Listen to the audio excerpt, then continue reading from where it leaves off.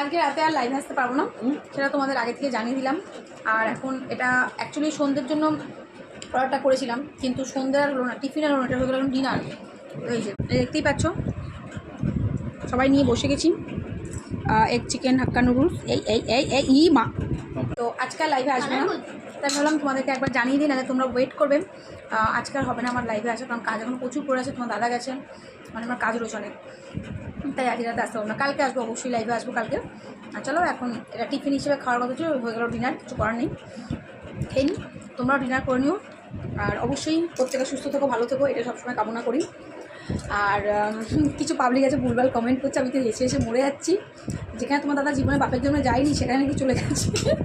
তো যাই হোক, ঠিক আছে, মানুষের কাজ মানুষের মধ্যে ভুলভাবে যে তৈরি করা, সেটা তো পসিবল না সবসময়। মানুষ দেখতে হয় না, মানুষ মতো মানুষ দেখতেই হতেই পারে, সেজন্য সেই মানুষটা যে সেখানে সেটা তো নয় না।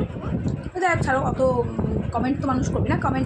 কমেন্ট বক্স খুলে রেখেছি কমেন্ট করার জন্য, সেটা পজিটিভ হোক চাই নেগেটিভ হোক, তাতে কোনো প্রবলেম নেই।